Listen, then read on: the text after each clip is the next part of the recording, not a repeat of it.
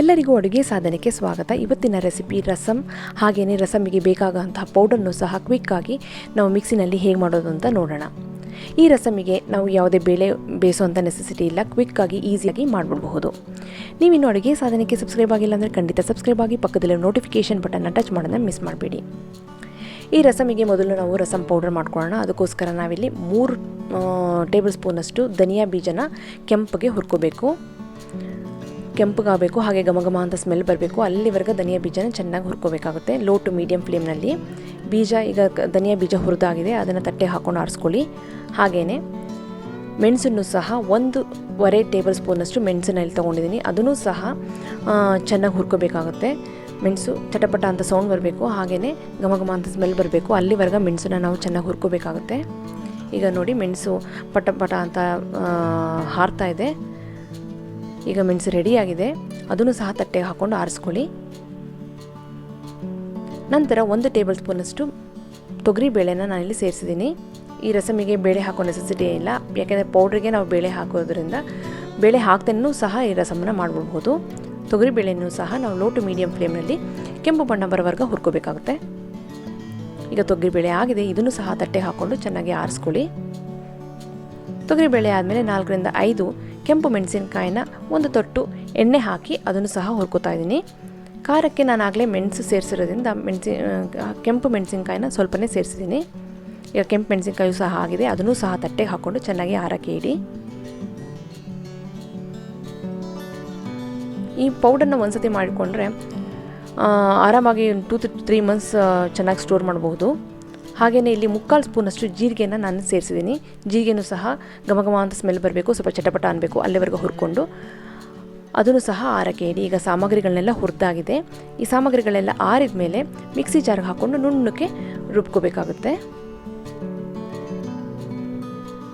ತುಂಬಾ ಕ್ವಿಕ್ಕಾಗಿ ಮಾಡ್ಬಿಡ್ಬೋದು ಈ ರಸಮನ್ನು. ರಸಮ್ ಪೌಡರ್ನು ಸಹ ಈಸಿಯಾಗಿ ಮಾಡಿಬಿಡ್ಬೋದು. ನೋಡಿ, ಈಗ ರಸಮ್ ಪೌಡರ್ ರೆಡಿಯಾಗಿದೆ, ಘಮ ಅಂತ ಸ್ಮೆಲ್ ಬರ್ತಾ ಇದೆ. ಇದನ್ನು ಬೇಕಾದರೆ ಕಷಾಯಕ್ಕೂ ಸಹ ನಾವು ಇದನ್ನು ಉಪಯೋಗಿಸ್ಬಹುದು, ಅಷ್ಟು ರುಚಿಯಾಗಿರುತ್ತೆ ಈ ರಸಮ್ ಪೌಡರು. ಈಗ ರಸಮ್ ಪೌಡರ್ ಮಾಡಿ ನೋಡಿದಾಯಿತು. ಈಗ ನಾವು ಅದಕ್ಕೆ ರಸಮ್ ಮಾಡೋದು ಹೇಗೆ ಅಂತ ನೋಡೋಣ. ಇಲ್ಲಿ ನಾನು 1 ನಿಂಬೆ ಹಣ್ಣಿನಷ್ಟು ಹುಣಸೆ ಹಣ್ಣನ್ನು ನೀರಲ್ಲಿ ನೆನೆಸಿಟ್ಕೊಂಡಿದ್ದೀನಿ. ಅದನ್ನು ಚೆನ್ನಾಗಿ ಕಿವುಚಿಟ್ಕೊಂಡಿದ್ದೀನಿ. ಅದಕ್ಕೆ ಇಲ್ಲಿ ಸುಮಾರು 200 ml ಅಷ್ಟು ನೀರನ್ನ ಸೇರಿಸಿದ್ದೀನಿ. ಅದಕ್ಕೆ ನಾನಿಲ್ಲಿ 2 ಸಣ್ಣ ಟೊಮೆಟೊ ಹಣ್ಣನ್ನು ಸಹ ಕಟ್ ಮಾಡಿಕೊಂಡು ಸೇರಿಸ್ಕೊಂಡಿದ್ದೀನಿ. ಟೊಮೆಟೊ ಹಣ್ಣು ಸ್ವಲ್ಪ ಗಟ್ಟಿ ಇರೋದ್ರಿಂದ ನಾನು ಈ ರೀತಿ ಕಿವುಚ್ತಾ ಇದ್ದೀನಿ ಕೈನಲ್ಲಿ. ಸ್ವಲ್ಪ ಸಾಫ್ಟಾಗಿರೋ ನಾಟಿ ಟೊಮೆಟೊ ಸಿಕ್ಕಿದರೆ ಡೈರೆಕ್ಟಾಗಿ ಬೇಯಿಸೋಕ್ಕಿಡ್ಬೋದು. ನನಗೆ ಇಲ್ಲಿ ಗಟ್ಟಿ ಟೊಮೆಟೊ ಆಗಿರೋದ್ರಿಂದ ಚೆನ್ನಾಗಿ ಕಿವುಚ್ಕೊಂಡು ಆಮೇಲೆ ಬೇಯಿಸೋಕ್ಕಿಡ್ತಿದ್ದೀನಿ. ಹುಣಸೆ ರಸದಲ್ಲಿ ಟೊಮೆಟೊ ಹಣ್ಣನ್ನು ಚೆನ್ನಾಗಿ ಕಿವುಚ್ಬಿಟ್ಟು ಆಮೇಲೆ ಇದನ್ನು ನಾವು ಬೇಯಿಸೋಕ್ಕೆ ಇಡೋಣ. ನಾನು ಮಾಡ್ತಿರೋಂಥ ರಸಮ್ಮು ಇಬ್ಬರಿಗೆ ಆರಾಮಾಗುತ್ತೆ. ಇಲ್ಲಿ 1/4 ಟೀ ಸ್ಪೂನಷ್ಟು ಅರಿಶಿನ ಪುಡಿನೂ ಸಹ ನಾನು ಸೇರಿಸ್ತಾ ಇದ್ದೀನಿ. ಹಾಗೆಯೇ 1 ಸ್ಪೂನಷ್ಟು ಮಾಡ್ಕೊಂಡಿರೋಂತಹ ರಸಮ್ ಪುಡಿನ ನಾನಿಲ್ಲಿ ಸೇರಿಸ್ತಾ ಇದ್ದೀನಿ. ಇಷ್ಟು ರಸಮ್ ಪುಡಿ ಇಬ್ಬರಿಗೆ ಸಾಕಾಗುತ್ತೆ. ಹಾಗೆಯೇ ರುಚಿಗೆ ತಕ್ಕಷ್ಟು ಉಪ್ಪನ್ನು ಸಹ ನಾನಿಲ್ಲಿ ಸೇರಿಸಿ ಒಂದು ಕುದಿ ಬರೋವರೆಗೆ ಕಾಯೋಣ. ಒಂದು ಕುದಿ ಬಂದಮೇಲೆ 4 ರಿಂದ 5 ಕರಿಬೇವಿನ ಸೊಪ್ಪನ್ನು ಸಣ್ಣಗೆ ಕೈಯಲ್ಲೇ ಕಟ್ ಮಾಡಿಕೊಂಡು ಹಾಕ್ಕೊಂಡಿದ್ದೀನಿ. ಯಾವಾಗಲೂ ರಸಮಿಗೆ ಕರಿಬೇವಿನ ಸೊಪ್ಪನ್ನು ಕೈಯಲ್ಲೇ ಕಟ್ ಮಾಡಿ ಹಾಕಿದರೆ ರುಚಿ ಚೆನ್ನಾಗಿರುತ್ತೆ. ಚೆನ್ನಾಗಿ ಇದು 8 ರಿಂದ 10 ನಿಮಿಷ ಲೋ ಫ್ಲೇಮಲ್ಲಿ ಇದು ಕುದಿಬೇಕು. ಆ ಹುಣಸೆ ರಸದ ಹಸಿ ವಾಸನೆ ಹೋಗಬೇಕು. ಹಾಗೆಯೇ ಟೊಮೆಟೊನೂ ಸಹ ಚೆನ್ನಾಗಿ ಬೇಯಬೇಕು. ನೋಡಿ, ಈಗ ಚೆನ್ನಾಗಿ ಕುದೀತಾ ಇದೆ.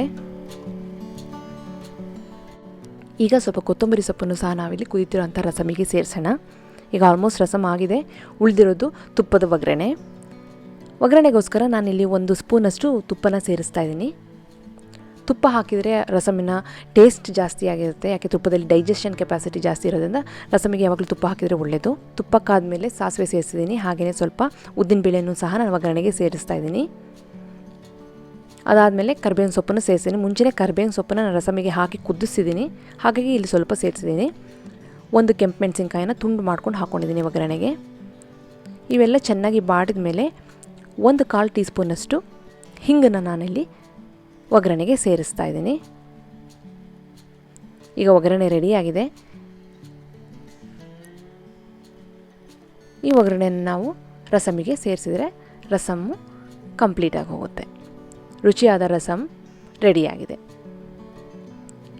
ಸಿಂಪಲ್ಲಾಗಿ ಕ್ವಿಕ್ಕಾಗಿ ಮಾಡುವಂತಹ ಈ ರಸಮನ್ನು ಬೇಳೆ ಹಾಕ್ತಾನೇನೂ ಸಹ ಮಾಡ್ಬೋದು. ಬೇಕು ಅಂದರೆ ನೀವು ಬೇಳೆ ಬೇಯಿಸ್ಕೊಂಡು ಸಹ ನಾವು ಇದು ಮಾಡಬಹುದು.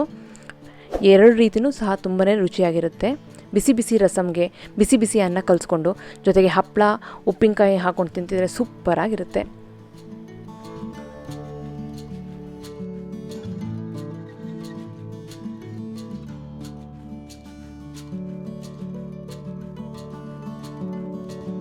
ನಿಮಗೆಲ್ಲ ಈ ರಸಮ್ ರೆಸಿಪಿ ಇಷ್ಟ ಆಗಿದೆ ಅಂತ ಅಂದ್ಕೊಂಡು ಖಂಡಿತವಾಗ್ಲೂ ಟ್ರೈ ಮಾಡಿ. ನೀವಿನ್ನು ಅಡುಗೆ ಸಾಧನಕ್ಕೆ ಸಬ್ಸ್ಕ್ರೈಬ್ ಆಗಿಲ್ಲ ಅಂದರೆ right side click to subscribe ಅಂತ ಸರ್ಕಲ್ ಬರ್ತಾ ಇದೆ ನೋಡಿ, ಅದರ ಮೇಲೆ ಕ್ಲಿಕ್ ಮಾಡಿ ಈಗಲೇ ಸಬ್ಸ್ಕ್ರೈಬ್ ಆಗಿಬಿಡುತ್ತೆ. ಪಕ್ಕದಲ್ಲಿ ನೋಟಿಫಿಕೇಷನ್ ಬಟನ್ ಕೂಡ ಟಚ್ ಮಾಡಿ. ನಿಮಗೆ ಈ ವಿಡಿಯೋ ಇಷ್ಟ ಆದರೆ ಲೈಕ್, ಶೇರ್, ಕಮೆಂಟ್ ಮಾಡಿ. ಹಾಗೆಯೇ ವಾಟ್ಸಪ್ನಲ್ಲಿ ಈ ವಿಡಿಯೋನ ಫ್ರೆಂಡ್ಸ್ ಆ್ಯಂಡ್ ಫ್ಯಾಮಿಲಿ ಜೊತೆ ಖಂಡಿತವಾಗ್ಲೂ ಶೇರ್ ಮಾಡಿ. ಮತ್ತೊಂದು ಇಂಟ್ರೆಸ್ಟಿಂಗ್ ರೆಸಿಪಿಯೊಂದಿಗೆ ಭೇಟಿ ಆಗ್ತೇನೆ. ಅಲ್ಲಿವರೆಗೆ ಥ್ಯಾಂಕ್ ಯು, ಬಾಯ್ ಬಾಯ್.